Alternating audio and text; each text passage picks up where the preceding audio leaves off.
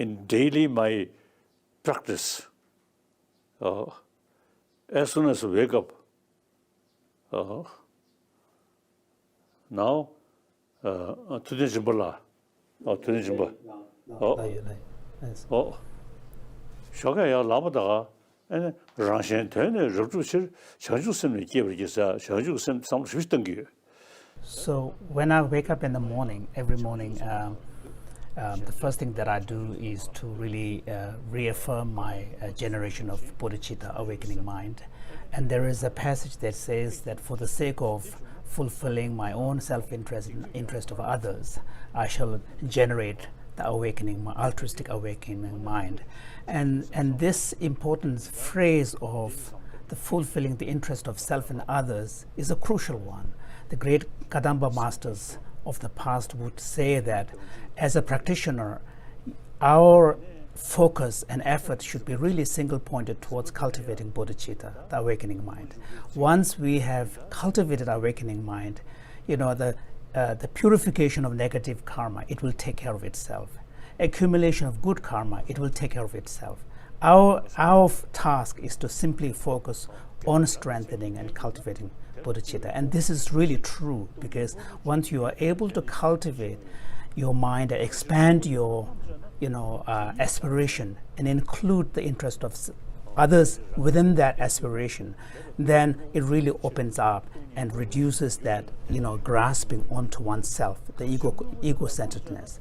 Similarly, the other important practice that I bring is reflection on the truth of emptiness. And here the key text that I use are 4 stanzas from the 6th chapter of Chandrakirti's Entering the Middle Way. There's an important section where Chandrakirti really takes to task dismantling the construct that we generally tend to impose on our perception of the world, where we impose upon reality some kind of objective intrinsic existence.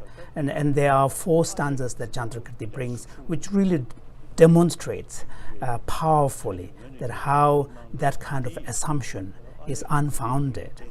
And the point of this particular contemplation is to really reduce the grasping onto something that is objectively real.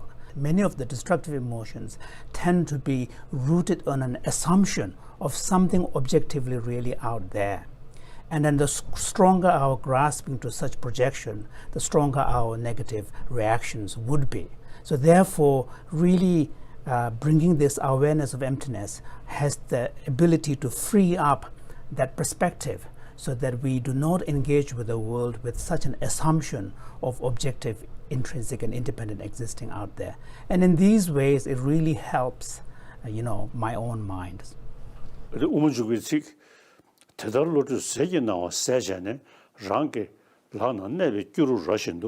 So in the same text, Chandrakirti's text, he talks about how once you deepen your awareness and understanding of emptiness, it really opens up a new perspective on the way in which you will experience and engage with the world.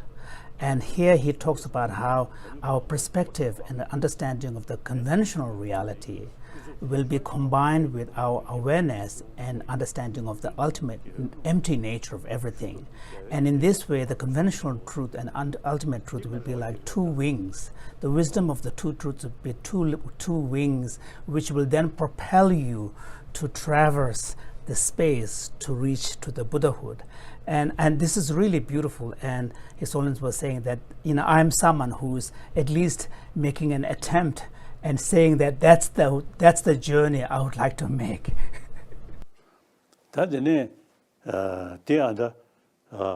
Destructive emotion. So we spoke about how to confront our tendency to grasp and project objective reality to things, which then give rise to our emotional reaction to the world. There's another prong to this approach, which is to now target our tendency for self-centeredness. And this is a different approach. but they are complementary and they need to be combined. One is a wisdom approach, the other one is the compassion-based approach. So the compassion-based approach really requires opening up our assumptions about self and others' boundary. We tend to assume that I as an individual self is so different and distinct and separate from others. And a lot of our assumptions and our relationship with others is really based upon this idea of me who's there at the core of I or core of me. And for the sake of protecting this, we tend to do a lot of stuff. And so this construct of self really has to be opened up through the practice of compassion. And here, the text that is most powerful is Shantideva's teaching, where he talks about, questions our normal attitude towards suffering. He says that, why is it that since when it comes to the fact that one wishes to be happy, do not want suffering, self and others are exactly the same, and why is it that we bother about taking care of our suffering and not of others?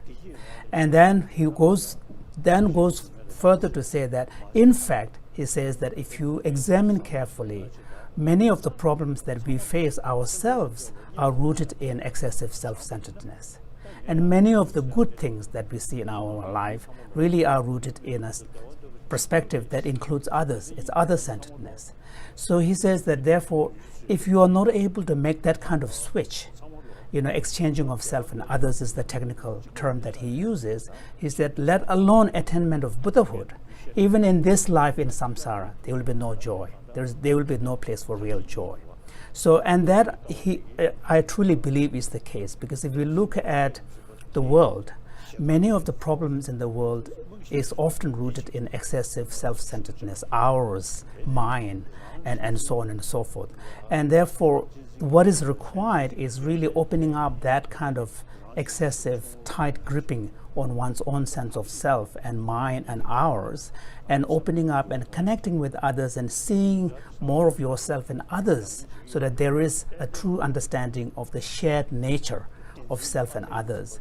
And when this is one of the reasons why I often, advocate, not just from a religious Buddhist point of view, but in fact from a more humanistic point of view, the sense of oneness of 7 billion human beings. Because when it comes to the fundamental disposition and fact of who we are as human beings, wishing to be happy, wanting to overcome suffering, there's no difference at all.